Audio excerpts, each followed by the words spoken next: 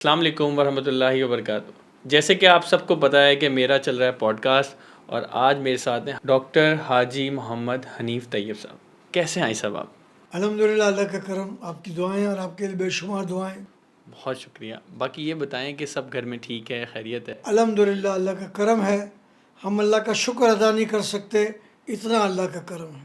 پہلے تو بہت بہت شکریہ صاحب، آپ آئے ہماری دعوت پہ، ہمیں بہت اچھا لگا۔ آج کچھ سوالات کریں گے 14 اگست کے حوالے سے اور کچھ اور حوالے سے، تو آپ سے بس جواب کی درخواست ہے۔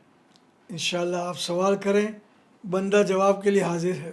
بھائی صاحب یہ بتائیں آپ کہ المصطفیٰ ویلفیئر کا ایک ایسا نام جو آج کی تاریخ میں ہر بندہ جانتا ہے، اس نام سے آپ نے کتنا پیسہ بنا لیا ہوگا؟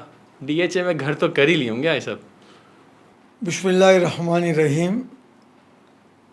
یہ نام کوئی کام بگڑنے نہیں دیتا، بگڑے بھی بنا دیتا ہے سب نام محمد صلی اللہ تعالیٰ علیہ وآلہ وسلم۔ الحمدللہ میں پارسی کالونی جو سولجر بازار کے پاس ہے، اس کی 5 منزلہ بلڈنگ کے ایک فلیٹ میں سکون سے رہ رہا ہوں۔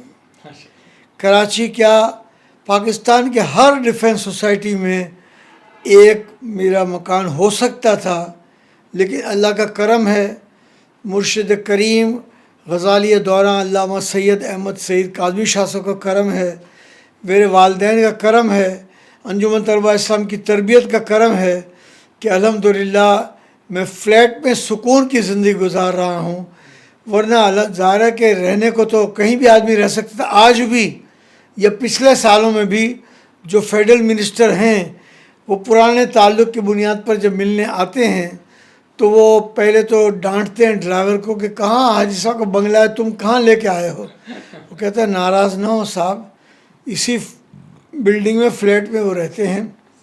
پھر اندر آ کر کہتے ہیں مجھے کہ حاجی صاحب پیٹرولیم منسٹری رہی، labour man power overseas Pakistanis کی منسٹری رہی، ہاؤسنگ اینڈ ورکس کی منسٹری رہی، ماحولیات کی منسٹری رہی، تو آپ نے کچھ بنایا نہیں، آپ یہ فلیٹ میں رہ رہے ہیں۔ میں نے کہا میں اللہ کا شکر ادا کرتا ہوں، میں نے عزت بنائی، اور عزت یہ ہے کہ آپ، میں نے ان سے کہا، وہ پیر صاحب پکارا کے مرید تھے۔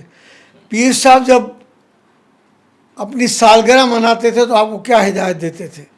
تو وہ یہ ہدایت دیتے تھے کہ میرے لیفٹ یا میرے رائٹ کی کرسی پہ ایسے آدمی کو بٹھانا کہ حاجی صاحب آئیں تو خود بخود وہ کھڑا ہو جائے۔ تو عزت ہی دنیا میں سب کچھ ہے۔ یہ سب یہ بتائیں کہ خانہ کعبہ کے اندر اور روضہ وسلم کے اندر جانے کا سفر کیسا رہا آپ کا؟ اس پر میں اللہ کا شکر ادا کرتا ہوں، جب میں خانہ کعبہ کا طواف کرتا تھا نا تو کہتا تھا یا اللہ، اس خانہ کعبہ کے اندر بھی بعض لوگ غسل دینے کے لیے جاتے ہیں، یا اللہ میرے نصیب میں بھی یہ لکھ دے۔ تو مجھے وہاں کے خانہ کعبہ کے جو ڈائریکٹر تھے انہوں نے کہا، کراچی یونیورسٹی کے پڑھے ہوئے تھے، شیخ فواد عبداللہ اکبر، ان کا کہ اگر آپ کبھی 15 شعبان کو آ جائیں تو میں غسل کعبہ کے لیے آپ کو اندر بھیج دوں گا۔ تو ظاہر ہے کہ ہم نارمل لائف والے، سادگی زندگی والے ہیں، تو بات سنی اور سوچا کہ اللہ کو منظور ہوگا تو آ جاؤں گا۔ اب میری جب پیٹرولیم منسٹری سے تبدیلی ہوئی اور لیبر، ہاؤسنگ ورکس اور ماحولیات جب منسٹری ہوئی تو مجھے جنید صاحب کی ایک فائل آئی کہ آپ کو کینیا میں اقوام متحدہ کے زیر اہتمام ایک کانفرنس سے خطاب کرنے کے لیے جانا ہے، اور میں نے اب اسٹاف کو بلا کر کہا کہ فلائٹ ایسی پکڑو کہ کینیا کی کانفرنس کے بعد میں جدہ آؤں اور پھر مکہ معظمہ اور مدینہ شریف حاضری دے دوں۔ تو انہوں نے سارا چارٹ بنا کر وہ میرے پاس آئے اور کہا 14 شعبان کو آپ جدہ پہنچیں گے۔ بس اسی وقت مجھے یاد آیا کہ اس نے کہا تھا 15 شعبان کو آئیں گے تو آپ کی اندر حاضری ہو جائے گی اور آپ غسل میں شریک ہو جائیں گے۔ میں نے ان کو فون کیا کہ I am reaching Jeddah on 14th of Shaban, انشاءاللہ on 15th of Shaban I will be in Makkah, you remember your promise? تو انہوں نے کہا yes I remember, no problem, you come, just call me and انشاءاللہ you will go in Kaaba for غسل شریف۔ تو الحمدللہ 55 منٹ تک غسل کعبہ دینے کی سعادت ہوئی، نمازیں پڑھی، بہت روئے دھوئے، اپنے گناہوں سے بہت معافی چاہی، اور سارے لوگ جتنے بھی اندر جاتے ہیں وہ دھاڑے مار مار کر کے اپنے گناہوں کی وجہ سے رو رہے ہوتے ہیں. تو اللہ نے یہ سعادت عطا فرمائی. تو یہ اللہ کا کرم ہے. اور اس میں اضافی بات یہ ہے کہ میں جب اندر جا رہا تھا تو ایک ہمارے کراچی کے ورکر محمد امین نے کہا، قادری سلسلے میں بیعت ہیں، کہ مجھے بھی اندر لے جائیں. میں نے کہا یہ فیصلہ تو یہ کریں گے، انہوں نے فیصلہ میرا کیا تو میں جا رہا ہوں. اب اندر جا کر میں نے سفیر کو کہا کہ میرا ایک ورکر باہر ہے، کسی طرح وہ بھی اندر آ جائے. انہوں نے کہا بہت منسٹروں کو اندر لے کر آیا ہوں، کوئی اپنے ورکر کو نہیں سوچتا. آپ آ گئے ہیں تو آپ اس کو جاری رکھیں، باہر جانے کی بات نہ کریں. آپ باہر جا کر واپس آ سکیں گے یا نہیں اس کا تو کچھ پتہ نہیں ہے، لیکن میرا دل کہتا تھا کہ اس ورکر کو بلا لیا جائے. تو میں پھر وزیر کے آگے سفیر زیادہ بحث تو نہیں کر سکتا. اس نے کہا آپ کی رائے ہے تو چلو چلتے ہیں. اب ہم جو باہر آئے تو یہی شیخ فواد عبداللہ اکبر نے کہا why you came out side, آپ باہر کیوں آ گئے؟ میں نے کہا ایک ہمارا ورکر ہے وہ بھی جانا چاہتا ہے، اس نے مجھ سے تاکید کی تھی. تو ہو از یور ورکر؟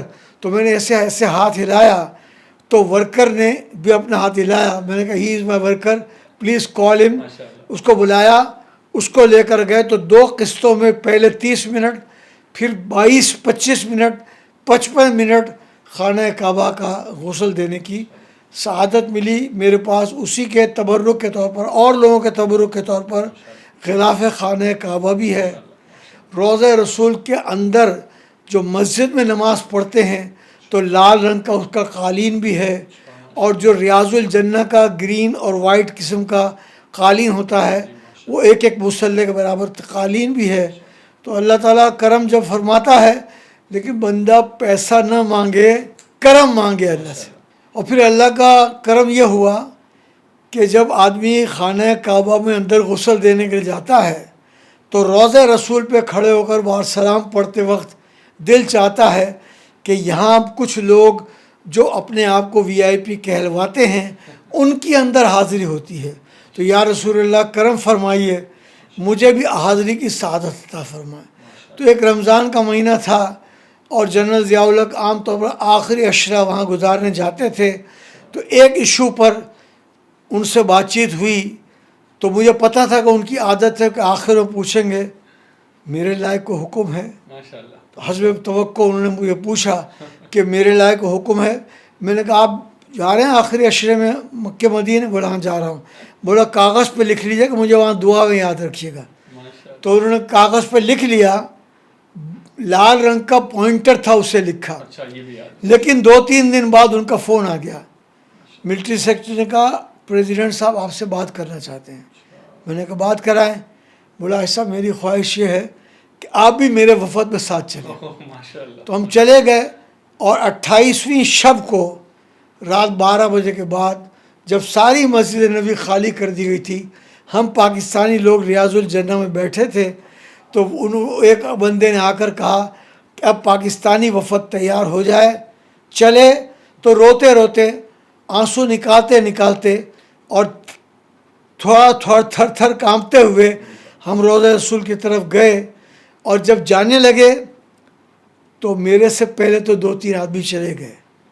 میرے لیے وہاں کے سیکیورٹی آفیسر نے آگے ہاتھ رکھ دیا، کہا mister you can not go inside, where is your badge, آپ کا بیج کہاں ہے؟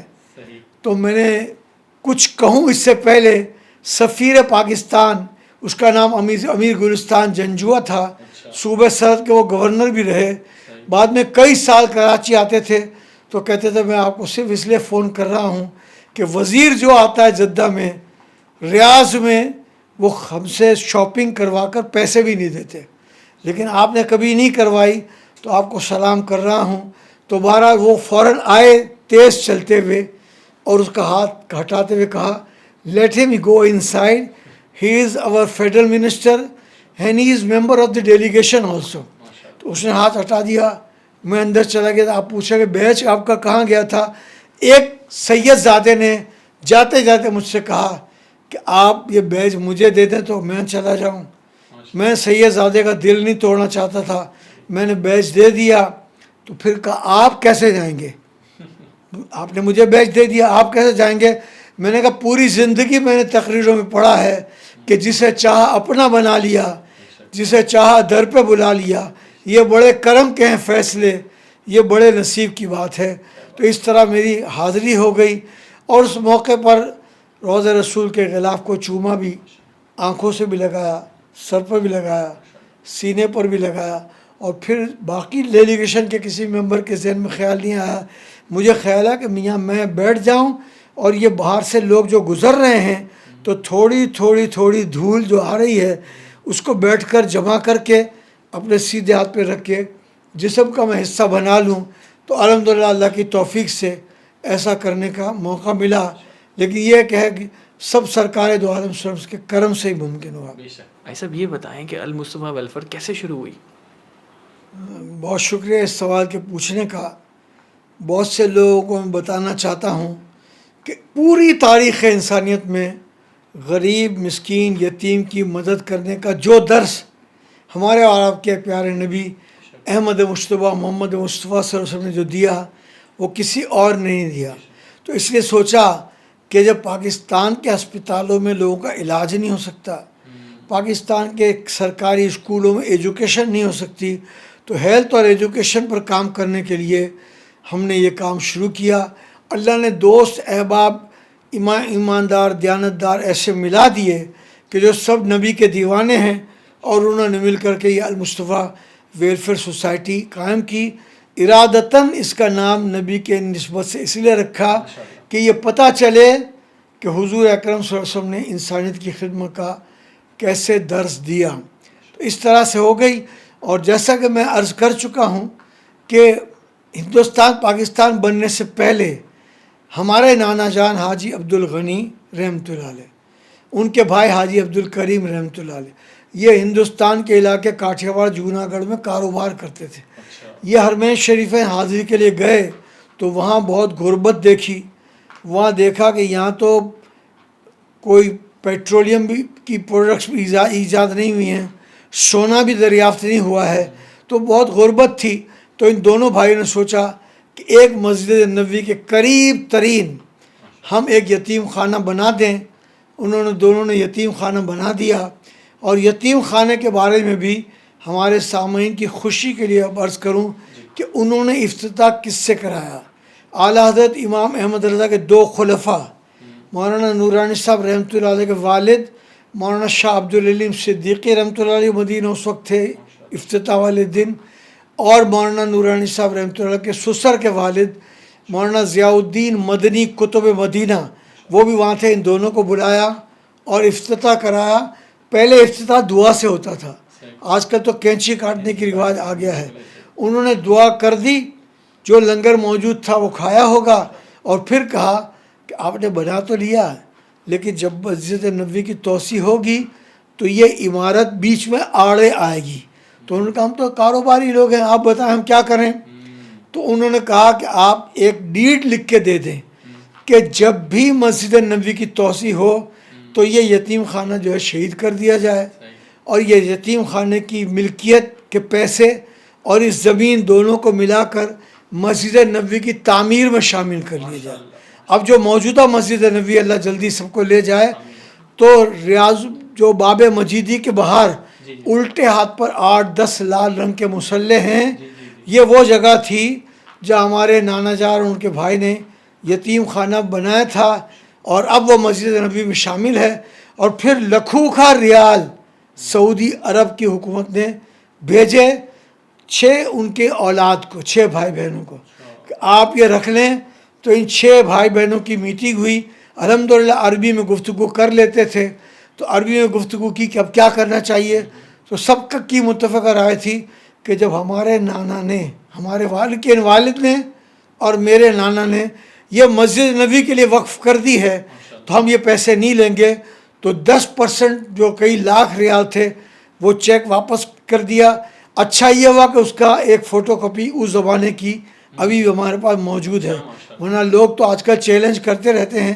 اور پھر اس کے بعد یہ ہے کہ لکھ کے دے دیا کہ آئندہ 90% پیسے ہماری طرف سے مسجد نبوی کی تعمیر میں ہی لگا دیجیے گا. تو ایک بچپن سے ہی شعور تھا کہ خدمت خلق کرنی ہے، اور اللہ نے ایسے گھرانے میں پیدا کیا جنہوں نے یتیم خانہ مسجد نبوی کے سامنے بنایا تھا. تو اس لیے ہم نے یہ کام شروع کیا، اور نام ہی ایسا ہے کہ یہ نام کوئی کام بگڑنے نہیں دیتا، بگڑے بھی بنا دیتا ہے. سب نام محمد. تو یہ کام چل رہا ہے. اب المصطفیٰ پورے پاکستان میں ہے، چاروں صوبوں میں ہے، آزاد کشمیر میں ہے، گلگت بلتستان میں بھی ہے، اور دنیا کے 21 اور ملکوں میں خدمت خلق کا سلسلہ یہ جاری ہے، اور برکت کا سبب ایک ہی ہے، المصطفیٰ. اچھا حاجی صاحب یہ بتائیں کہ آپ آئے ہمارے پاس، بہت بہت شکریہ آپ کا. اگر ہم نے تو سوچا تھا کہ آپ آئیں گے تو پتہ نہیں کیا سیکیورٹی ہوگی، 6-8 گارڈ، ایک پولیس کی گاڑی، ایک ریوو شیوو میں. آج کل کے حالات کے حساب سے لوگ تھوڑا سا آپ کو پتہ ہے شو آف بھی کرتے ہیں. تو اتنی عاجزی، اتنی سادی سی گاڑی میں آنا یہ کیسا ہے، کیسے کر سکتے ہیں؟ یہ ایسا ذرا سمجھائیں تو لوگوں کو بھی میسج ملے. دراصل بات یہ ہے بیٹے کہ اللہ کو عاجزی اور انکساری پسند ہے. دکھاوا سے وہ منع کیا گیا ہے، تکبر سے بالکل سخت منع کیا گیا، تواضع نرمی اختیار کرنے کا حکم دیا گیا ہے. تو الحمدللہ مجھے بہت سی حکومتوں نے مسلسل کہا کہ آپ حالات ٹھیک نہیں ہیں کراچی کے، آپ پروٹوکول رکھیں، آپ کے گھر ہم پولیس بٹھا دیتے ہیں، 12-14 گارڈ آپ کے ساتھ ہوں گے جہاں بھی آپ جائیں. لیکن مشکل ترین پیریڈ بھی کراچی کا گزرا تو میں نے کبھی نہیں رکھا. ایک مرتبہ عوام اخبار میں یہ آ گیا تھا کہ 30 لوگ ہٹ لسٹ پہ ہیں، جو میرا بھی نام ہے.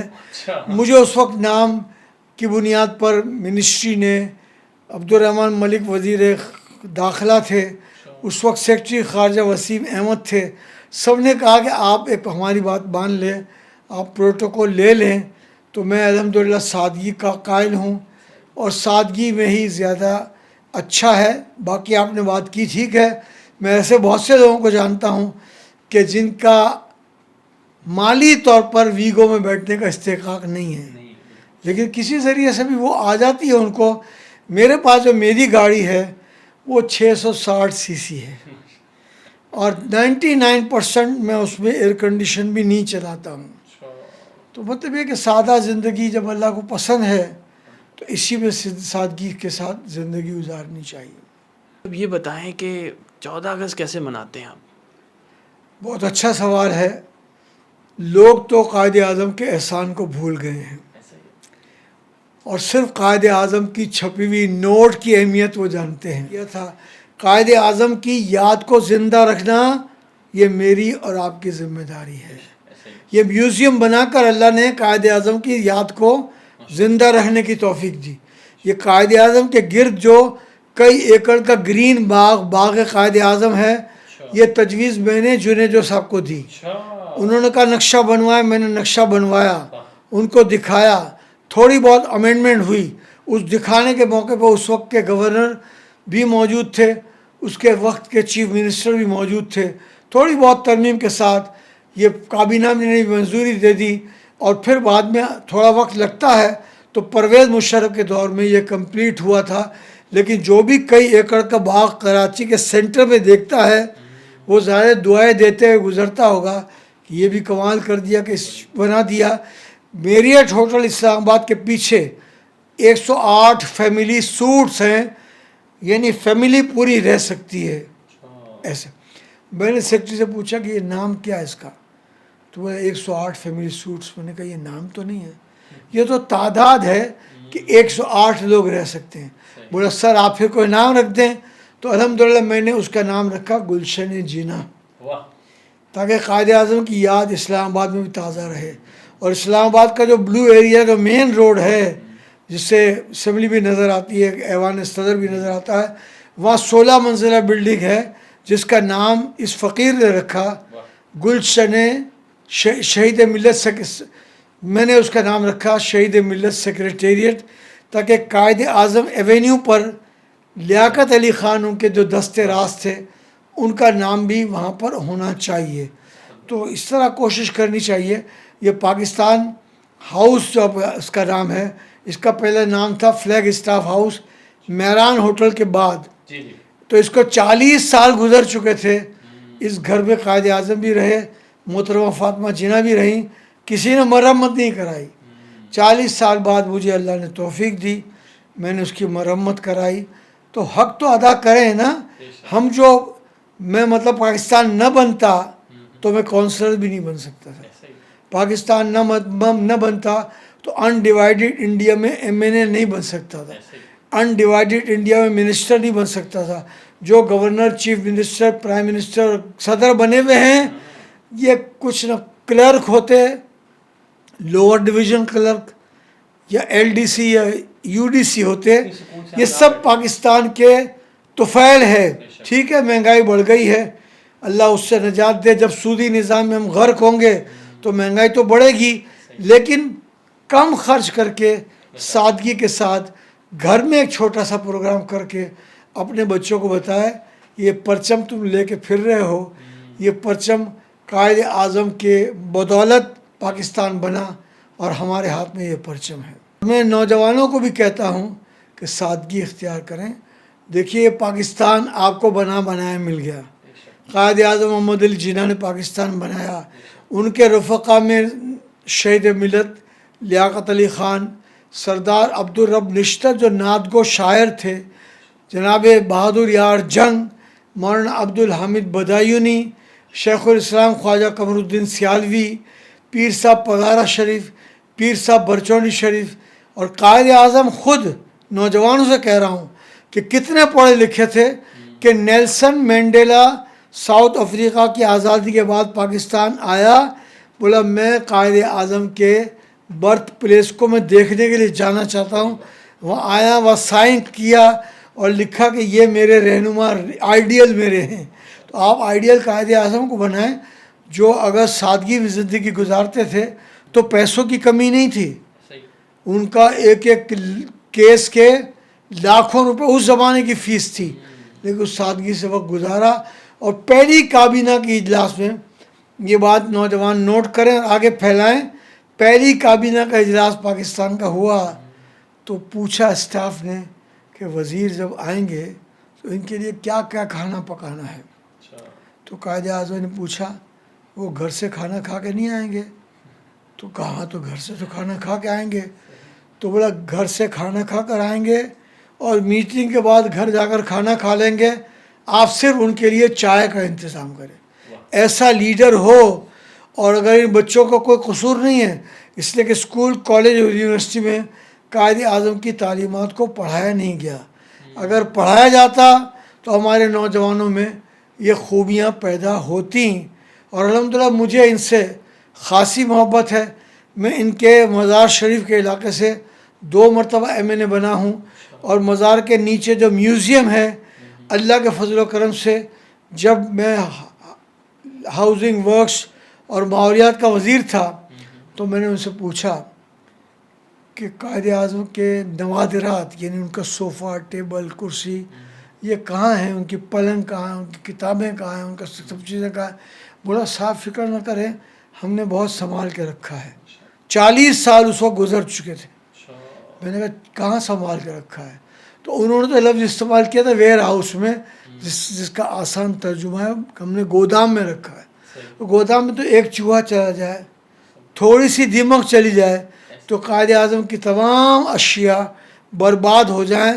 40 سال تک گودام میں رکھنے والوں کو تھوڑی سی حیا آنی چاہیے کہ جنہوں نے بنایا پاکستان ہم کو دیا، اور عظیم لیڈر وہ ہیں ان کی. اور پھر میں نے کہا کہ ایک میوزیم بنانے کا فیصلہ ہم کرتے ہیں. سارے اجلاس نے ایگری کیا. الحمدللہ میں نے کہا کہ دیر کیوں کی 40 سال؟ تھوڑا دیر اس لیے کی کہ ایک زمانے میں فیصلہ ہوا تھا کہ قائد اعظم کا میوزیم بنانے کے لیے جاپان سے کوئی ماہر آئے گا. تو میں نے کہا پاکستان میں کوئی ماہر نہیں ہے. تو ایک بندہ ڈی جی تھا، ڈائریکٹر جنرل میوزیمز کا، اس نے ہاتھ اٹھایا، سر میں بات کر سکتا ہوں؟ بات کریں. انہوں نے کہا کہ کسی جاپانی ماہر کے آنے کی ضرورت نہیں، میں تمام پاکستان کے میوزیمز کا ڈائریکٹر جنرل ہوں، آپ کو کب تیار چاہیے میں بنا کر دینے کے لیے تیار ہوں. تو میں نے ان کو کہا کہ 25 دسمبر 1987 کو مجھے تیار چاہیے. بولا مل جائے گا. اور اس کے بعد مجھے یہ بھی معلوم تھا ایز اے ورکر کہ تھوڑی تاخیر ہوگی. تو میرے ذہن میں تھا کہ 23 مارچ اگلی ڈیٹ ہے.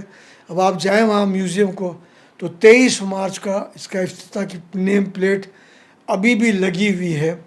تو اتنے عظیم لیڈر کی یاد منانے کے لیے ہمارے ان کورس بنانے والوں کو میں کہتا ہوں کچھ تو انسان کو حیا ہونی چاہیے. قائد اعظم کی تعلیمات کو آپ پڑھانے کے لیے نہ اسکول میں کورس رکھتے ہیں، نہ کالج میں کورس رکھتے ہیں، نہ کوئی آپ یونیورسٹی میں کورس رکھتے ہیں. میں نے قائد اعظم پر کام کیا تو اللہ نے مجھے محروم نہیں رکھا.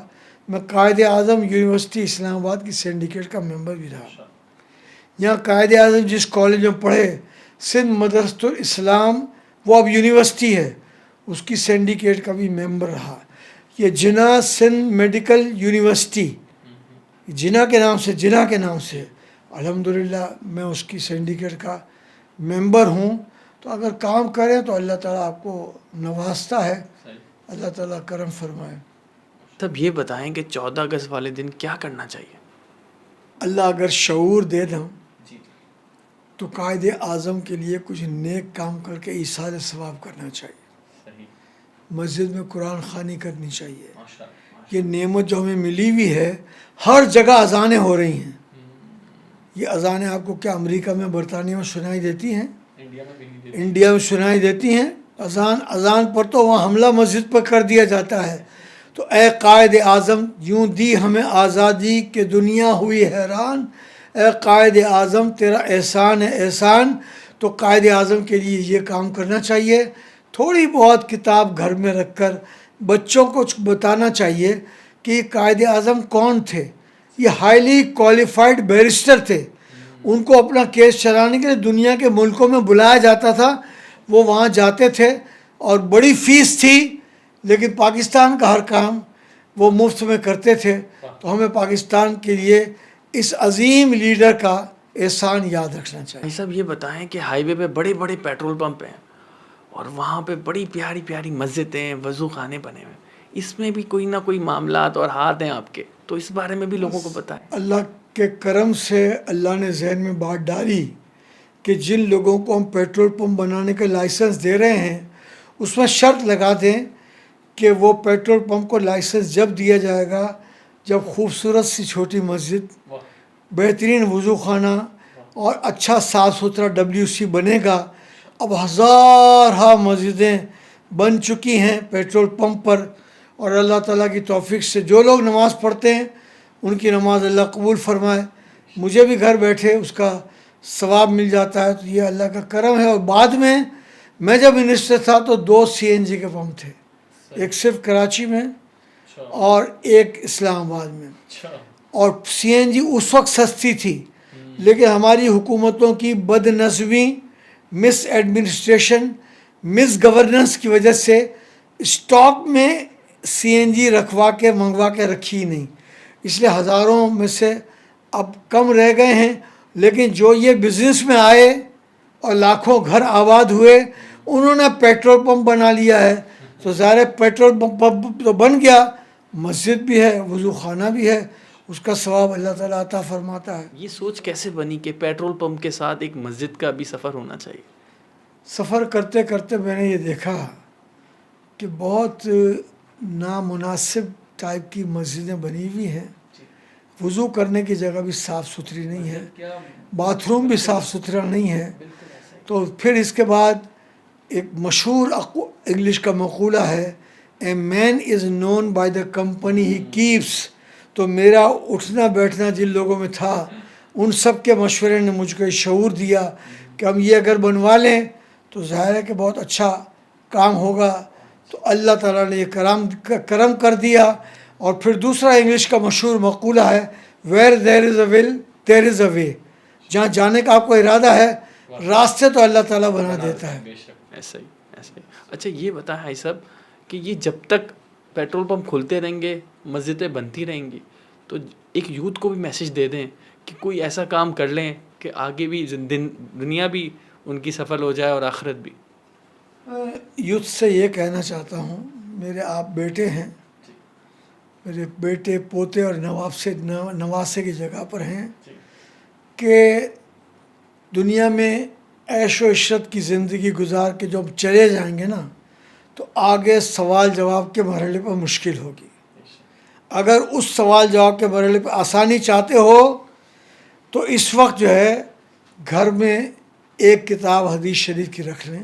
مثلا مولانا شاہ تراب الحق صاحب یہیں قریب رہتے تھے، 600 احادیث کا مجموعہ انہوں نے چھاپا، ضیاء الحدیث. روز 1 یا 2 حدیث پڑھیں اور آپ اس کا ترجمہ سمجھیں، حوالہ بھی انہوں نے دیا ہوا ہے. اور سوچیں کہ اب میں عمل کر رہا ہوں، میں اگر عمل نہیں کرتا تو کیوں نہیں کرتا، کہ اس لیے کہ میں نے پڑھی نہیں ہے.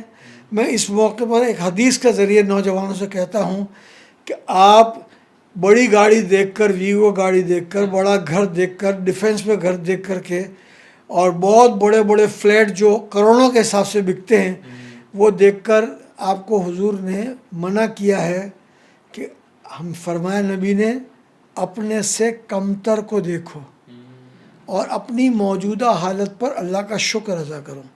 اپنے سے برتر کو دیکھ کر آپ حسد کی آگ میں مبتلا کرو گے اور آپ کی دنیا برباد ہو جائے گی. تو اس لیے ہم جتنی بھی زندگی گزاریں، نوجوان بھی تو اچانک ایکسیڈنٹ کی صورت میں مر جاتے ہیں نا، تو کسی وقت بھی بندہ جا سکتا ہے. تو جانے سے پہلے اگلے جان کی تیاری کرنے کے لیے یہ ہے کہ کوئی کتاب ایسی رکھیں، سیرت کی کوئی کتاب ایسی رکھیں گھر میں جس کو وقفے سے پڑھ لیا کریں.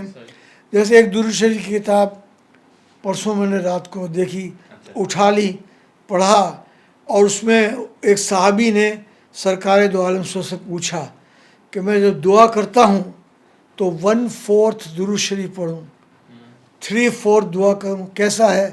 بولا اچھا ہے، اس سے بھی زیادہ کر سکو تو اچھا ہے. اس صحابی نے پوچھا کہ اگر 50% دعا کروں، 50% درود شریف پڑھوں تو کیسا ہے؟ حضور نے کہا یہ اس سے بھی زیادہ اچھا ہے. پھر حضور کو اس نے کہا کہ میں 3/4 درود شریف پڑھوں، 1/4 میں دعا کروں. بولے یہ بہت ہی اچھا ہے. اس نے کہا کہ میں کوئی دعا نہ کروں، صرف درود شریف ہی پڑھتا رہوں. تو حضور کہنا کہ یہ تمہارے لیے اس سے بھی زیادہ اچھا ہے. تو نوجوانوں یہ زندگی تو گزر جائے گی، قابل رشک اور قابل فخر زندگی اگر آپ گزار کر جائیں گے تو آپ کے ماں باپ کا بھی نام روشن ہوگا، خاندان کا نام بھی روشن ہوگا. آج کتنے سال ہو گئے قائد اعظم کو انتقال کو، لیکن وہ ایسے کام کر کے گئے کہ آج گلی گلی کوچے کوچے ان کے نام کے ترانے بج رہے ہیں، ان کے نام کے نغمے بج رہے ہیں. تو آپ کو بھی اللہ تعالیٰ بہت اجر دے گا اگر آپ ایسے کام کر کے جائیں گے. تو اچھا بھائی صاحب یہ بتائیں کہ کیا بننا چاہتے تھے زندگی میں؟ ویسے میری دلی خواہش تو یہ تھی کہ میں میڈیکل ڈاکٹر بنوں، اچھا. اور میڈیکل ڈاکٹر کے داخلے کے لیے ڈو میڈیکل کالج جو اب یونیورسٹی ہے اس کی لائن میں بھی میں لگا تھا. اس وقت میرٹ پر 37 داخلے ہوتے تھے اور میں 38 تھا، تو میں رہ بھی گیا. اور رہنے کے بعد ظاہر تھوڑا افسوس بھی ہوا، لیکن اللہ تعالیٰ کا کرم دیکھیے کہ مجھے کراچی یونیورسٹی جہاں کا میں پڑھا ہوا ہوں اس کی سینڈیکیٹ نے متفقہ طور پر ڈاکٹر آف لٹریچر کی اعزازی ڈگری دی. میری خواہش بھی پوری ہو گئی کہ میں ڈاکٹر بن گیا، اور المصطفیٰ کے ذریعے اور منسٹری کے ذریعے اور محمد خان صاحب جنرل کے ذریعے سینکڑوں ڈاکٹروں کو اللہ تعالیٰ کے فضل سے 17 گریڈ میں ڈائریکٹ افسر بنانے کا بھی اللہ نے مجھے موقع دیا. سینکڑوں انجینئرز کو موقع دیا، سینکڑوں ایم اے پاس، ایم ایس سی پاس لوگوں کو لیکچرار بنانے کا موقع دیا.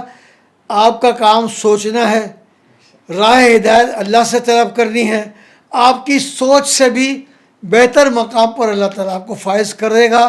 ہمارے خاندان میں کوئی پالیٹکس میں نہیں تھا، پہلا میں آدمی ہوں جو پالیٹکس میں آیا، اور پالیٹکس میں آنے کا سبب حضرت مولانا شاہ احمد نورانی رحمۃ اللہ علیہ بنے. جو میں شو مارکیٹ میں رہتا تھا تو پی ٹی سی ایل کا فون کا زمانہ تھا، انہوں نے مجھے فون کیا، السلام علیکم. وعلیکم السلام. بھائی حنیف آپ کیا کر رہے ہیں؟ میں نے کہا کہ فارغ ہوں، آپ حکم کریں. تو انہوں نے کہا آ جائیے. میں نے کسی کو بلایا موٹر سائیکل پر اور مولانا کے پاس چلا گیا. انہوں نے تنہائی تخلیہ کیا اور کہا یہ بتائیں کہ اگر حلقہ نمبر 7 سے قومی اسمبلی کا الیکشن زین نورانی اور ہم دونوں کے مقابلے میں ہو تو کون جیتے گا؟ میں نے کہا مجھے اس کا تجربہ نہیں ہے، میں پولیٹکس میں نہیں ہوں. نہیں بولا اس علاقے سے میمن بہت رہتے ہیں، اولڈ ٹاؤن، کھاردر، جوڑیا بازار، نانک واڑہ، شو مارکیٹ، جامع کلاتھ مارکیٹ اور اس طرح کے سارے علاقے شامل ہیں.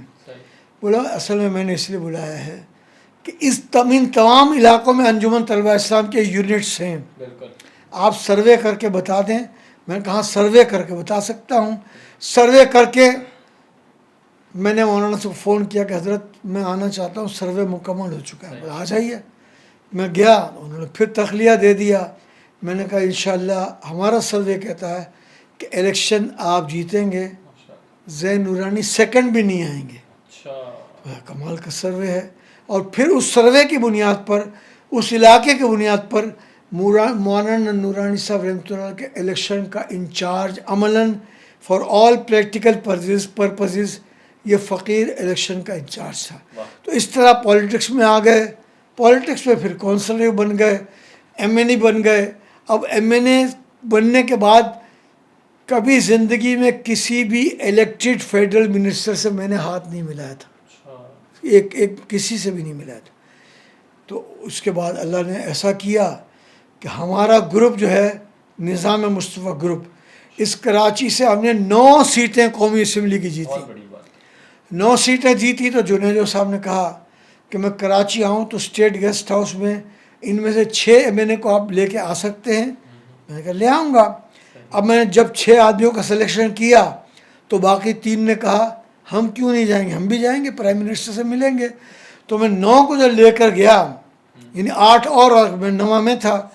تو جنید صاحب نے اپنے ملٹری سیکٹری بریگیڈیئر سعید اختر سے پوچھا آ گیا ہے صاحب؟ بولا آ تو گئے ہیں لیکن 6 کے بجائے یہ تو 9 لوگ آئے ہیں.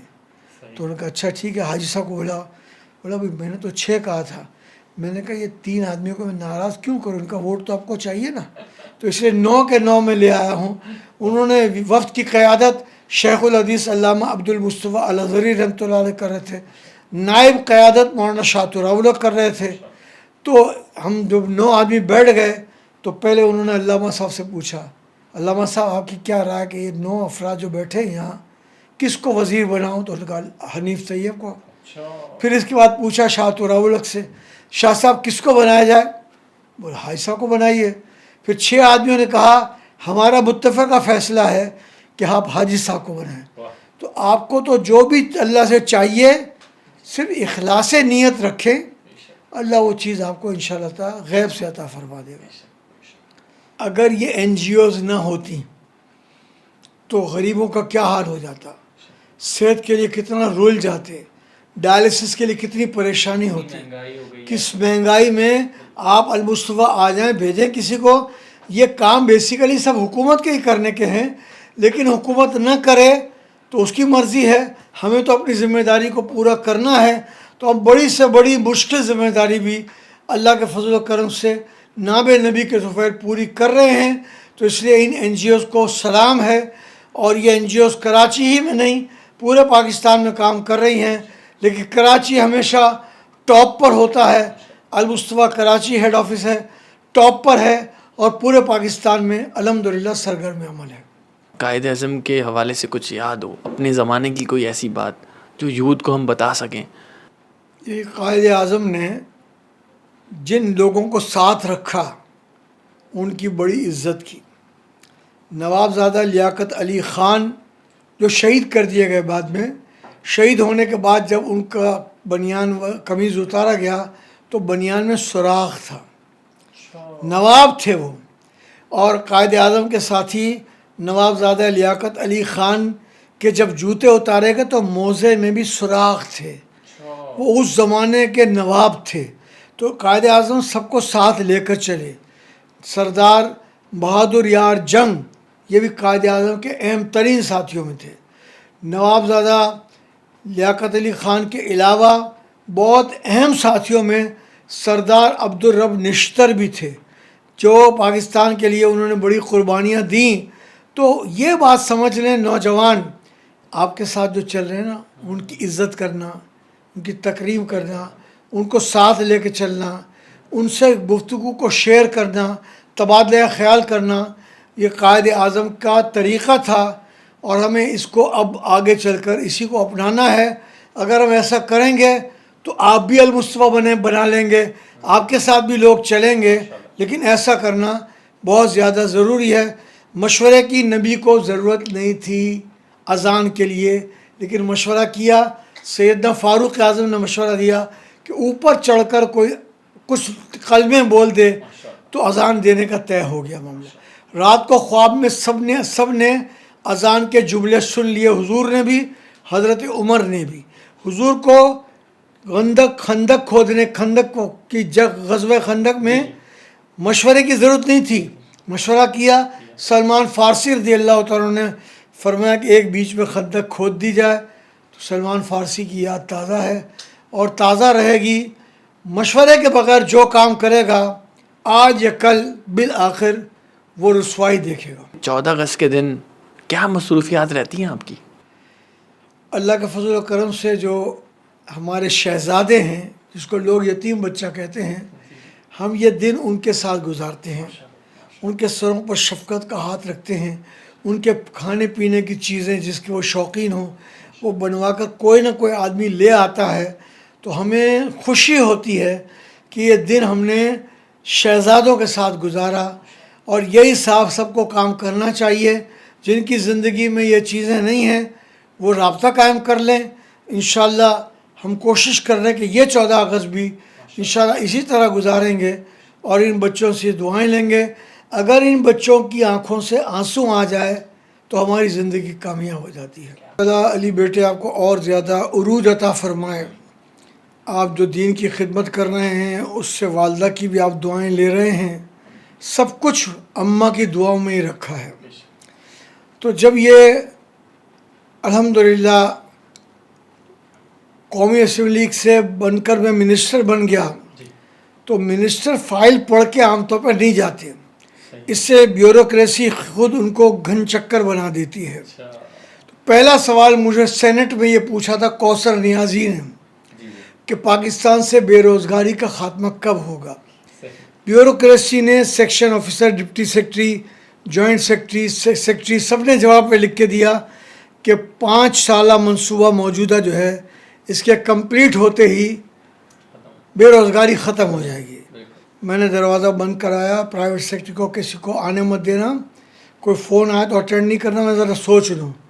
تو انہوں نے بند کر دیا دروازہ، میں بیٹھ گیا، میں نے کہا یہ ختم ہو جائے گی پاکستان سے بے روزگاری؟ دل نے کہا نہیں ہوگی۔ میں نے ہاٹ لائن پہ سیکرٹری کو پوچھا کہ جس سیکشن آفیسر سے لے کر آپ تک جس نے بھی یہ جواب سائن کر کے مجھے بھیجا ہے ان کو آپ کمیٹی روم میں جمع کریں، میں ان سے بات کرنا چاہتا ہوں۔ تو انہوں نے کہا کہ میں آپ کو جواب دینے کے لیے خود آ جاتا ہوں۔ میں نے کہا آپ کی بات ٹھیک ہے، آپ بیوروکریٹ سب کو جمع کریں، بیوروکریٹس کو، میں آتا ہوں وہاں۔ انہوں نے جواب جمع کر لیا، مجھے کہا سر سب جمع ہو گیا، آئیے۔ تو میں نے پھر ان کو سمجھانے کے لیے کہ یہ دارالعلوم امجدیہ سے فارغ التحصیل ایک عالم مولوی نہ سمجھیں، میں نے کہا the question has been asked by Senator Kausar Niazi. He want to know when will unemployment end in Pakistan. اب ان کی آنکھیں کھل گئی کہ یہ بندہ تو انگلش بھی جانتا ہے، اور میں نے کہا کہ آپ لوگوں نے اس سوال کا جواب دیا ہے، اب I will like to know from you all whether it is correct. تو سیکرٹری نے کہا no it is not correct. تو میں نے کہا why you did sign this paper. اگر میں اسمبلی میں جواب دے دیتا تو میں زندگی بھر سوال کا جواب ہی دیتا رہتا۔ تو میں چونکہ ورکر ہوں اس لیے میں جواب بھی تیار کر کے آیا ہوں، جس میں کوئی کمٹمنٹ کوئی ڈیٹ کی نہیں دی گئی ہے کہ پاکستان سے بے روزگاری کا خاتمہ کب ہوگا۔ جب ہمیں گروتھ ریٹ کا ہی پتہ نہیں بندوں کے، تو ہم ڈیٹ کیسے دے سکتے ہیں؟ میں نے ایک جواب تیار کر لیا تھا، وہ سنایا تو انہوں نے کہا انڈیا میں ہے نا یس سر ایک فلم ہے، انہوں نے یس سر کہا۔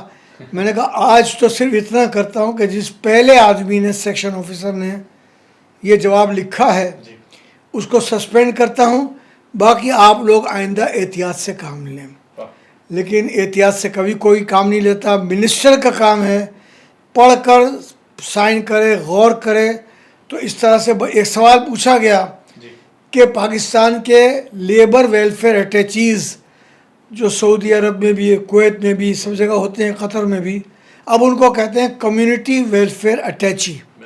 پوچھا گیا سندھ سے کتنے ہیں, تو ان لوگوں نے لسٹ بنا کر مجھے بھیج دی, اور میں سائن کرنے سے پہلے لسٹ میں نے پڑھی تو میں نے دیکھا کہ انوار حیدر دبئی میں اس کا نام تو نہیں ہے. میں نے انٹر کام پر ہاٹ لائن پہ بات کی کہ آپ نے سوال یہ پڑھ کر سائن کیا؟ بولا سر پڑھ کے کیے ہیں. کوئی غلطی ہے کیا؟ میں نے کہا آپ ادھر آ جائیں. تو آ گئے میرے پاس, اور میں نے کہا کہ انوار حیدر ہے یا نہیں ہے ہمارے کمیونٹی ویلفیئر اٹیچی؟ بولا ہے.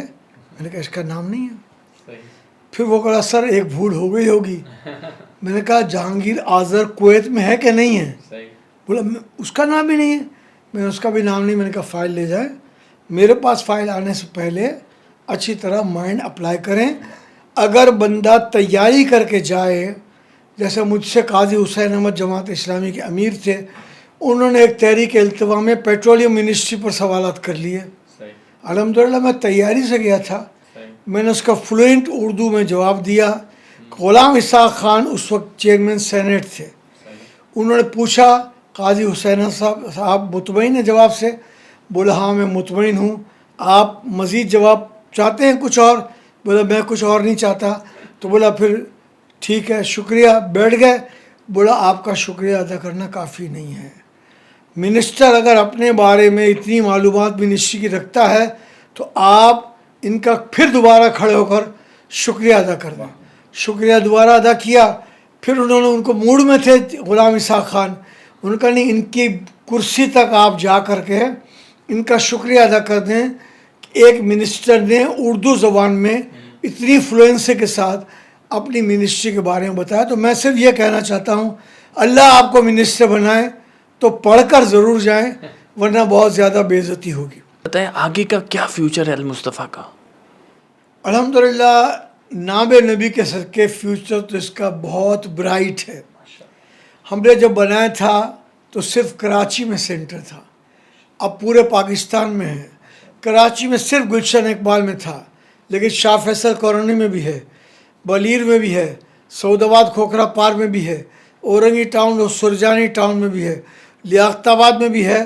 تو اگر ہم یہ کام کریں گے تو انشاءاللہ تعالی اللہ تعالیٰ اور بھی زیادہ عروج عطا فرمائے. جو کچھ کام کرنا چاہتے ہیں میں ان سے کہہ رہا ہوں کہ بچوں کا یتیم خانہ تو مائی ہوم کے نام سے ہم کر رہے ہیں, لیکن لوگ آتے تھے بچیاں کہاں جائیں, ان کی بات کو مان کر الحمدللہ بچیوں کے یتیم خانے کی تعمیر کا آغاز جو ہے وہ ہو چکا ہے.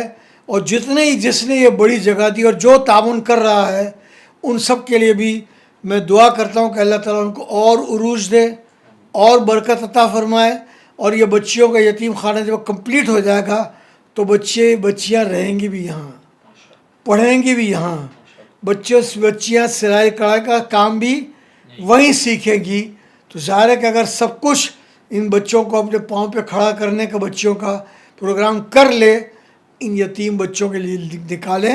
اب قرآن میں جا بجا یتامہ, مساکین, مسکین, مستحق کا ذکر کرتے ہیں نا, سنتے ہیں. تو پھر آپ آئیے ہمارے ساتھ مل کر کام کریں, انشاءاللہ آپ کا مستقبل بہت اچھا ہوگا.